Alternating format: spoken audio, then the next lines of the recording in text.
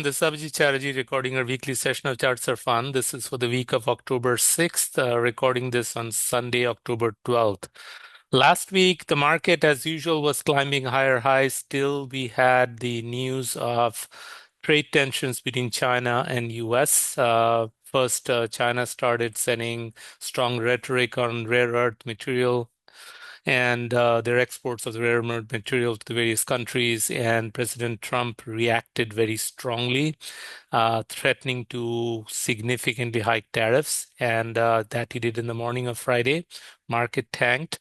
So in particular, we'll look at how the Chinese ETFs, the two of the largest ones, FXI, which is the large cap ETF, and then their internet ETF, KWEB. We'll look at those two charts. We'll look at right at 5 p.m. when President Trump, end of the day after the market closed, announced the additional 100% tariffs on China. Bitcoin had a mini crash. Not just Bitcoin, the cryptos in general had a mini crash. So we'll look at the Bitcoin chart to see what that crash did to the charts. We'll look at still where we think Bitcoin is headed in the next few weeks. And then we will spend some time on S&P 500. We know that S&P 500, like the rest of the market, has been climbing incredibly strongly. We will see what the recent sell-off on Friday in particular did to the near-term outlook of S&P 500. I'll share a tweet of a technician that I follow quite closely. I'll show where he thinks from a Fibonacci perspective. He's a Fibonacci trader, where he thinks S&P is headed. I'll share my personal technical analysis on S&P 500, and I'll end with some long-term charts of S&P. Long-term as in going back to the 2009 financial market collapse, from where the S&P has been climbing higher highs, higher lows, to see where that trend is portraying for S&P, and then even longer, going back 100-year chart of S&P back to the late 1920s, and show where we think the S&P chart shows us from a very long-term perspective. With that, let's dive right into our blog site. It's in Substack, chartsarefun.substack.com. We appreciate you subscribing to it. We try to put out daily blogs in the morning around 7 a.m. So if you subscribe with your email, we'll get the blog as soon as it gets published. This is our archive site showing you the previous blogs. Our YouTube site is also Charts Are Fun. We do believe charts are tremendously enjoyable. They have a lot of great insights. Our goal here really is not to give investment advice, but to share some key patterns on charts so that you can appreciate them and use them in your trading decision. So that's our YouTube site. We appreciate you subscribing to our video, subscribing to our channel, and then if you like the videos, appreciate you hitting the like button. Let's start off with the Chinese ETFs, because we know that the main thing that hit the news on Friday was the trade tensions between US and China. So in particular, when President Trump around 11 a.m. tweeted, he didn't tweet, he typically posts on Truth Social. When he posted his social media post about significantly increasing tariffs on China in retaliation to them kind of acting really, so he actually said massive tariffs. That's what got the market extremely nervous. And then he said that China has been really been very kind of aggressive against the rare earth kind of export controls, and that is what he was reacting in retaliation to. So this is the chart of FXI, which is the large cap Chinese large cap ETF. Most of the big companies, Alibaba, Tencent, Baidu, all the big companies are in here. We can see that it broke out of a key base pattern, call it an ascending triangle, from 38 to 39. The left brim is 38, the right brim is 39. The bottom of the cup is at 28.8. So 28.8 to 39, you're talking about roughly $10.34 or so as the depth of the cup. From 39, a shallow handle, and then that breakout. That breakout measured somewhere closer to 49. In fact, 49.48 is where $49.48 is where that measures. It has been climbing since that breakout along a rising channel. We can see the rising channel drawn here with the parallel lines drawn in black. And as it's been climbing that rising channel, higher highs, higher lows, till the point where it hit 42, pulled back, and then on Friday, on President Trump's social media post, we had a 5.38% drawdown or sell off with very heavy volume. The histogram in the bottom is the volume. We can see that this is kind of a capitulation volume. Last we saw that kind of volume was during the trade war peak around early April. We can see that kind of volume back then. Similar kind of trade war concerns are back in the picture with China, and as a result, market sold off. Market thinks later, first sells off, broke from that rising channel. And where did it end? It ended right at key support, which was previously resistance at 38. So 38.19 was previous resistance from where it had pulled back to 28.8. And look at the lows of the day, $38.12. So it's kind of and slightly closed higher from that level at 38.33. We got to see this is capitulation volume, key support here. If there is further downside next week, starting tomorrow, if FXI tanks further, or does it hold here? If it does hold here and starts getting somewhat of a rebound, we could potentially have a climb back of FXI towards that 49.48 target. So that's something for us to look at. And then the other key ETF for China is KWEB, the Crane Share CSI China Internet ETF. This one, the Alibaba, Tencent, and so on are components holdings in it. This also has a very similar looking chart as FXI. We can see a cup and handle here, left rim of the cup at 38.39, the bottom of the cup at 27.83, and the right brim of the cup at 39.14 from their very shallow handle. Look at the climb the last 2 months from August, early August. Rising channel drawn into parallel black lines here, kind of rising higher highs, higher lows to the point, then it broke down, and it broke down with 7% downside on Friday, again with very heavy volume, even larger than what we saw during the trade war peak towards early April. So very heavy volume, kind of 102 million shares got traded, kind of a very bearish candle, but guess where it ended? Guess where it came down to? Very, very close to the previous peak from March, which is now strong support. So that 38.39 was where the KWEB had peaked to before it fell to 27.83 during the trade war peak at April 7th. It came and closed at 38.08 as low of the day, bounced and closed right above that 38.39 at 38.42. So similar pattern of strength in the drop as in the previous resistance is now acting as support. So both FXI and KWEB are acting as strong support in the previous resistance level around that 38 level. So here 38 caused that to hold so far, close slightly above it with heavy volume, capitulation volume, KWEB, same thing, 38.39, held as support for the time being, rebound slightly off that low from 38.08 to 38.42, and potentially could lead to a rebound. We've, of course, got to see if it is able to take out that rising channel. That will now act as resistance. Eventually, the measured target on this is a cup and handle at 38.39, 27.83 to 39.14. So that's roughly, you're talking about close to 11.31. $11.31 added to 39.14 is roughly $50. So you're talking about $50.45 is where KWEB's upside target is. So that's where we think it's still possible. If there is a resolution on the trade war, these are classic posturing between Trump and Xi. They want to strike a deal, but classic posturing in negotiating the best deal for either country. So if we do see a rebound from here, we could expect the KWEB to go. So this, if some ways holds this key support level at 38, could be an excellent buying opportunity to have right from 38 to $50. That's a $12 move from 38 to 50. So that's something for bulls to consider. People who are bullish on China, for them to, we got to see what David Tepper does. I wouldn't be surprised because David Tepper is bullish on China. He's been buying Alibaba and some of the Chinese holdings, could be adding to these Chinese holdings, is what we may find out later on his 13F filings.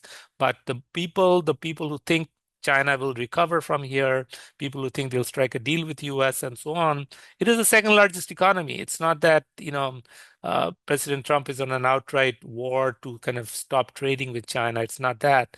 They're negotiating the best deals for each other's country, and potentially a resolution here on the trade deal and then a move back higher could take KWEB above 50 and FXI back very close to 50 towards 49 for us to look into.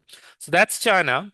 Now I'm going to talk about the Bitcoin crash that happened right after President Trump announced the 100% additional tariff going into November 1st.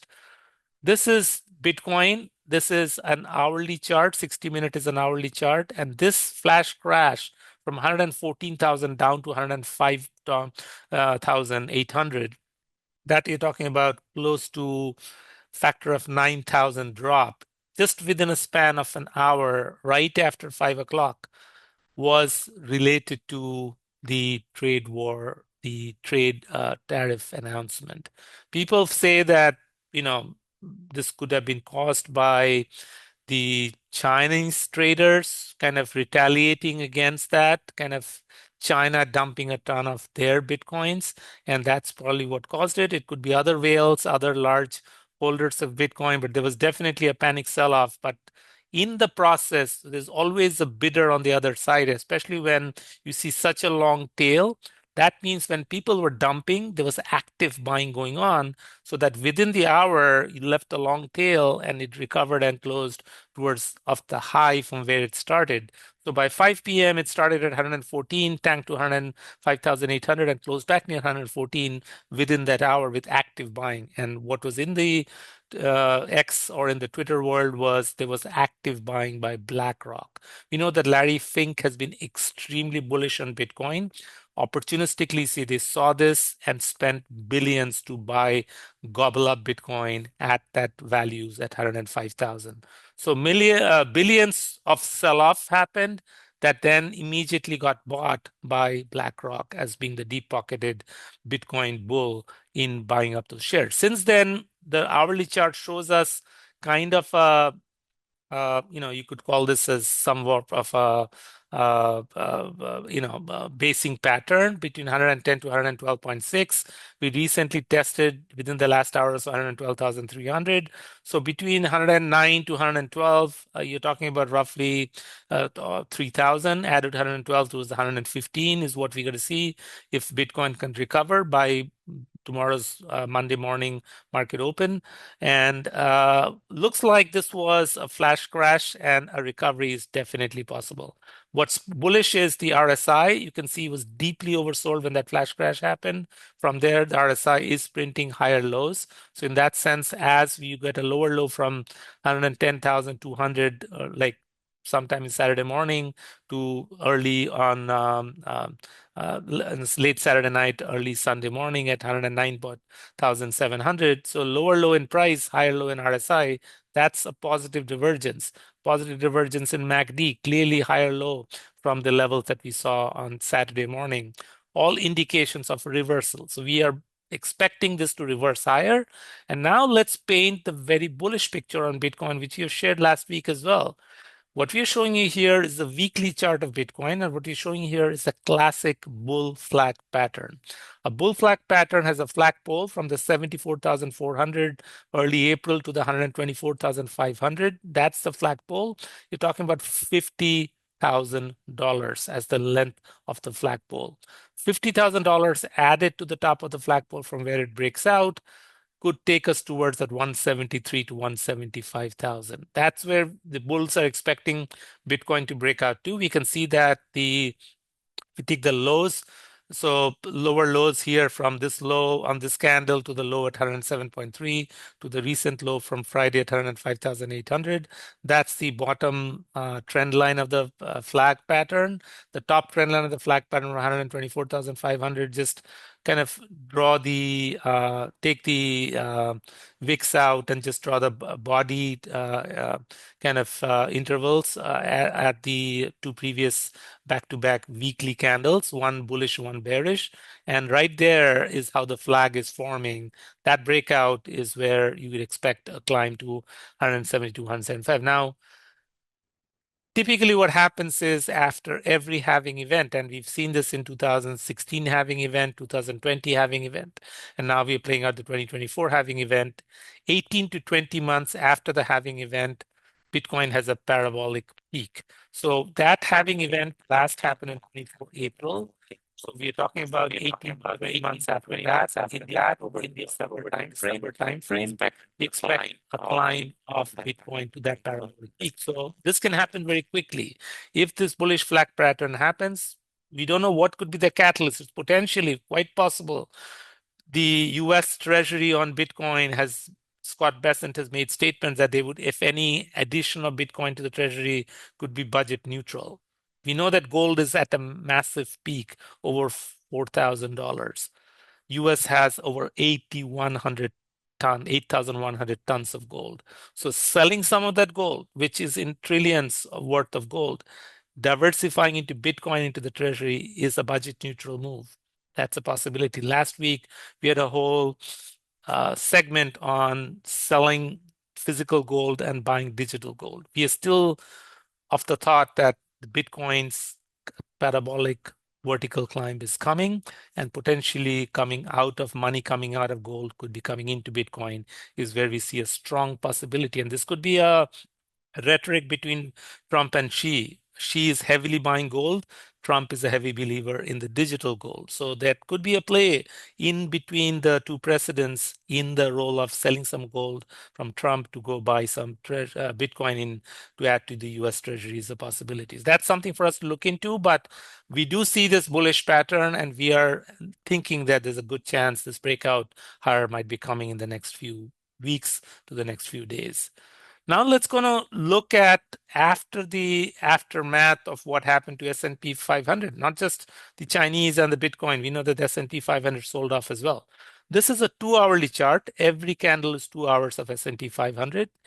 Guess what we see here? A very sharp waterfall decline from towards the top that we saw for 67, 64, came down and closed near the low end of the entire month. So we can see from early September, entire gain of the month was wiped out in span of 1 day from 11 a.m. when President Trump's tweet came out. So these are 2 hourlies, but the last 6 hours of trade, showed us the significant drop from the 67 like 50 level down towards the 65 52 level. 200 points drop happened very rapidly in the S&P 500.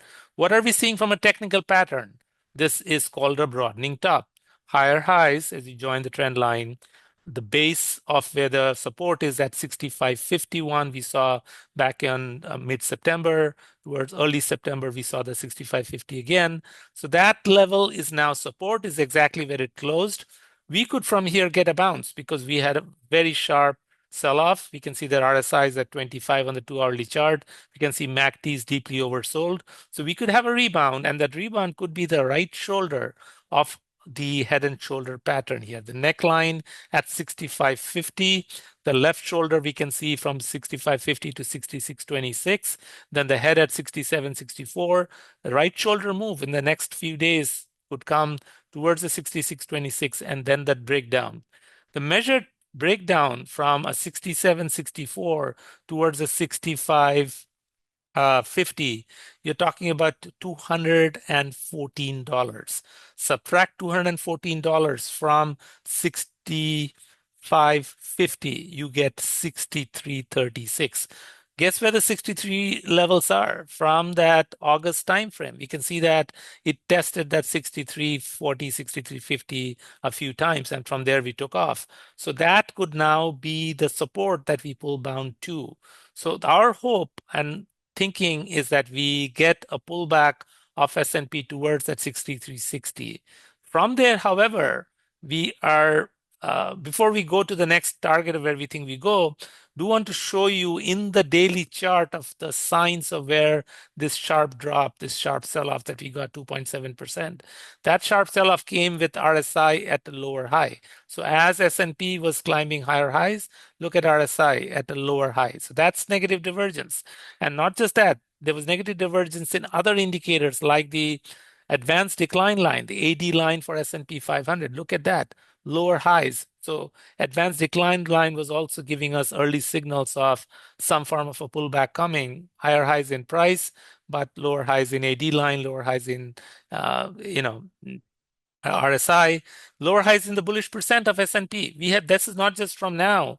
Over the last 3 months from July, we can see that bullish percent S&P 500 is printing lower highs. So that was also a flagging pattern of bullish momentum in the S&P 500 deteriorating. And then the S&P 500% of stocks above the 200-day moving average, that you can see has also been declining the entire month of October as S&P has been climbing. And from there, we got that sharp drop and it closed towards 56%, very close to the 50 threshold, where more than half of the S&P 500 stocks could be going below the 200-day moving average. These are early cracks of some form of a correction coming in the market. That said, if we paint the bullish picture in S&P, which we think is a strong possibility, there is a cup and handle on the daily chart. The left handle, left brim of the cup is 61.47. The base of the cup is at 48.35. And the right brim of the cup is lower than the left brim, is at 6,060.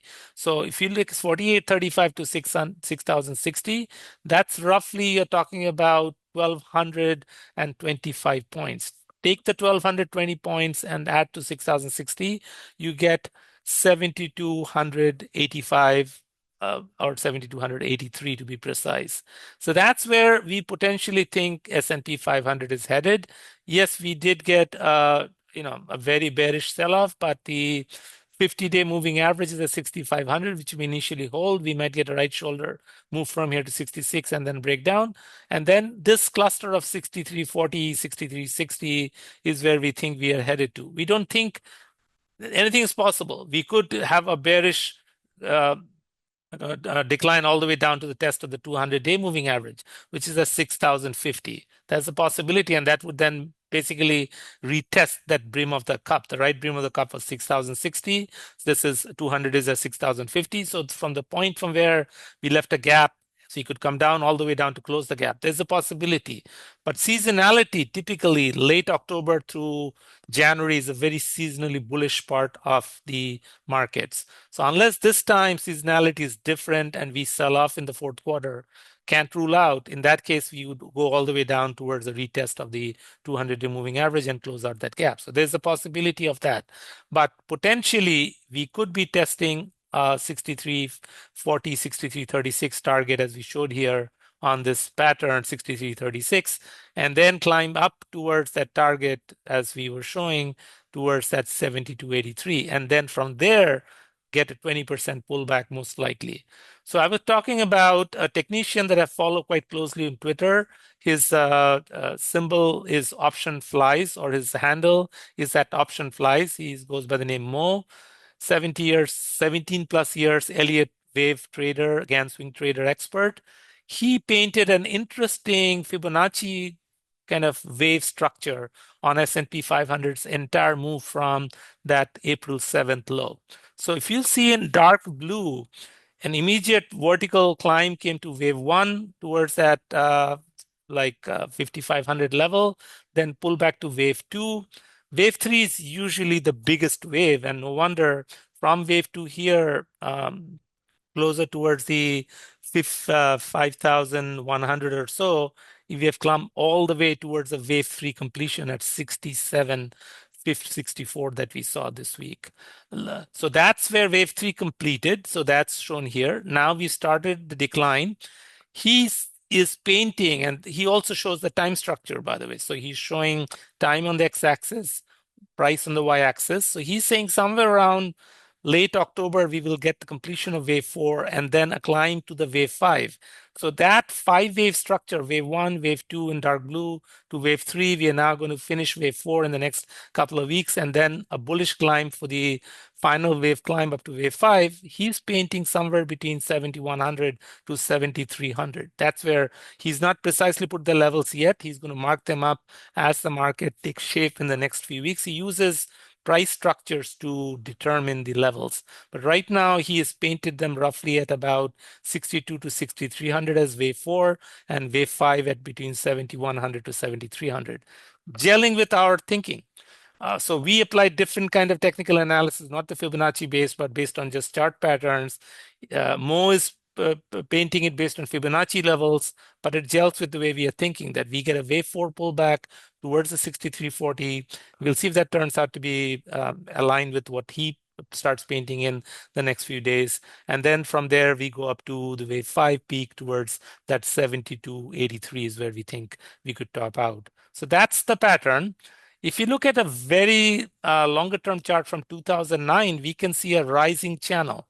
Draw the two sharp lows, a line through it, and that trend line is at the September, like the 2009 March low at 666 and the 2191, the Ovid low.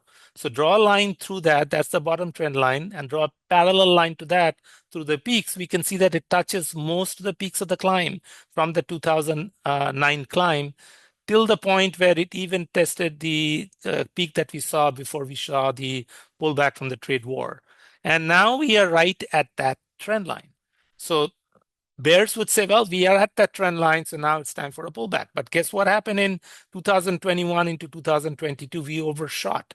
We think a similar kind of overshot. Why? Because we have a Fed that's accommodative in a rate cutting cycle. That's going to be market bullish. So don't forget those rate cuts. If any, we think that this timed trade war thing that President Trump is doing is to force the Fed to do the next rate cut coming into late October. With the market pulling back, makes it easy to justify the Fed to do that rate cut. If the market keeps climbing higher and higher and higher to all-time highs, it makes it a little harder for them to have that rate cut. So this, if any, gets the rate cut sealed in by end of October, another one in December. So those two rate cuts effectively could coast the market higher towards that peak towards 72.83. So we think if we draw these parallel lines, right, joining the lows, 2191 to 666, that draw parallel touched most of the peaks. However, if you extend it to that 4818 high of January 2022, before we had that 20% bear market pullback, if you look at that level and draw a line through it, that level measures closer to that 71, 72.83 level that we are painting. So can't rule that out. Yes, we can see weaker RSIs. That's kind of a pattern of concern, negative divergence.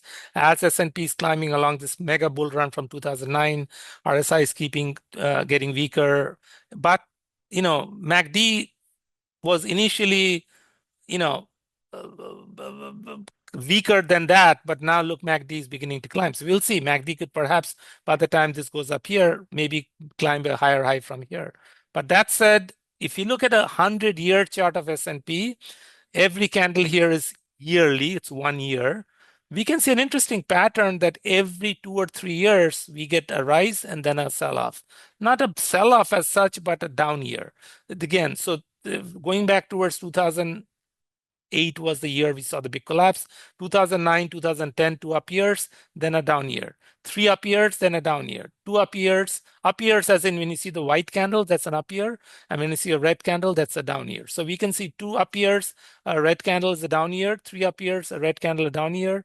2 up years, a down year. 3 up years, a down year. We are into the 3 up years. So we are due for a down year next year is what we think potentially could happen. So 3 up years, a down year, 3 up years. So this is 2023, 24, and 2025. So 2026, like a 2022. And it's also meeting the top end of that 100-year trend line. Look at the peaks from 31.3 from that, the 2029 peak that we are seeing here, joining the peaks of the .com towards 2000.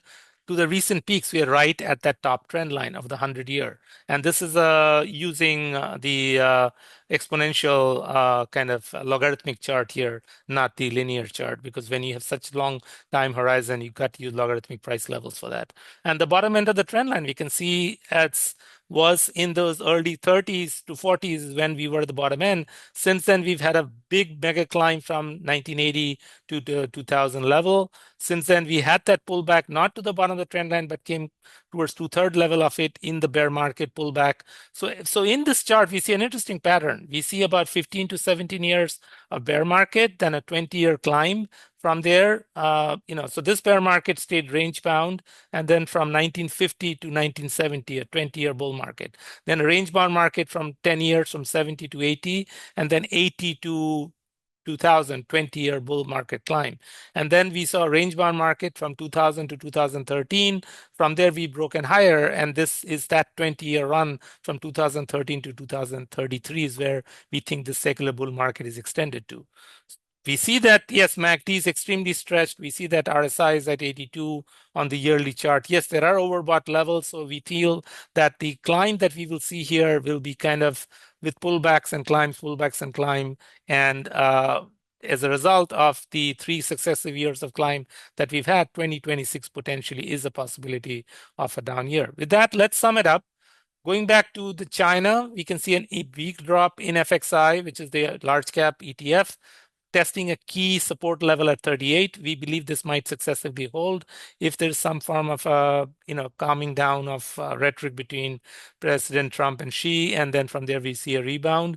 We can see a similar thing, a key test of support at 38 for the Internet ETF KWEB, the CraneShares Internet ETF KWEB. That has upside towards 50. So this could be a great buying opportunity, especially looking at the mega volume kind of a capitulation sell-off that last happened whenever you see high volumes and sell-offs, they usually tend to be bullish reversals coming out of it. So there's a possibility of that. We can see that Bitcoin had a flash crash on Friday. From there, recovering, trying to print positive divergence on the hourly chart, higher lows in RSI, higher lows in MACD, and from there, basing here between 110 to 113, can go up to 116 in the next few hours.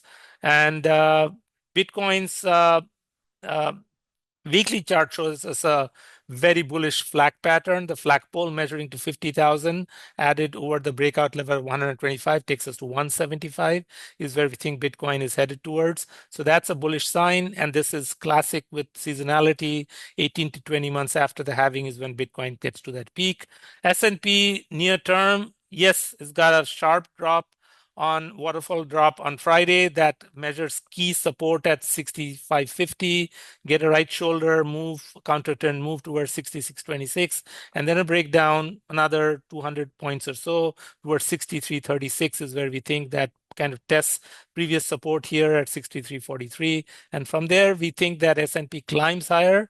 The reason and this is, by the way, the early signs of why we saw that sell-off, the negative divergence in RSI, negative divergence in the advanced decline live, negative divergence in the bullish percent index, and the percent of S&P stocks above the 200. Also, don't forget VIX. This is right here in that second panel. VIX spike happened. We got a VIX spike from the 14, 15 level to the 21. It had intraday actually tested 22 plus to 23. So we might see a little more of a VIX continue if that S&P comes down towards 6,300, we can maybe 100, we can maybe level 30 level, and then from there we can comes down as S&P climbs. And how high does S&P climb? We think that this cup and handle S&P paints towards 70 to 83. Bears will still say that in this cup and handle, look at that gap left there, look at the 200-day. If the 50-day breaks, bears would look for this all the way down to test the 200-day and test that right brim of that cup at 6,060, which would now become strong support. So bears would look for this breakdown all the way to the 200-day moving average test.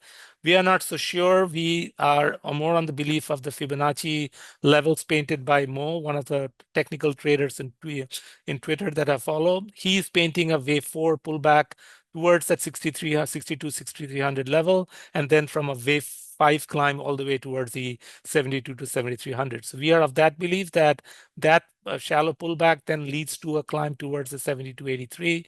And if you look at the like from the last 15 years or so chart from going back, or 16 years from 2009, we can see that we are testing the top trend line, but we can overshoot that like we did in 2021, 2022 because of the rate cut cycle, and get us toward the top trend line, which is right now around the 7,200, 7,300 level. So that's possibility of overshooting that top trend line and getting there is distinctly a possibility.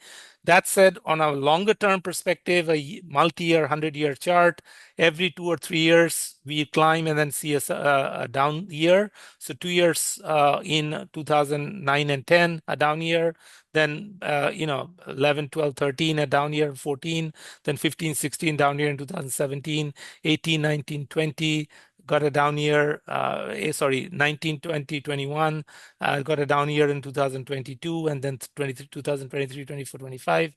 We are expecting a down year coming up. We are hitting the top trend line across the 100 years when we join the peaks, and we can see that this peak line that we've drawn is exactly parallel to the line that is drawn the bottoms from back from 2032. So that's the 100-year rising channel. We're at the top end of the channel. Extremely overbought RSI and MACD on the yearly. A down year in 2026 is distinctly a possibility. Good luck investing. We'll talk to you next week. Thank you.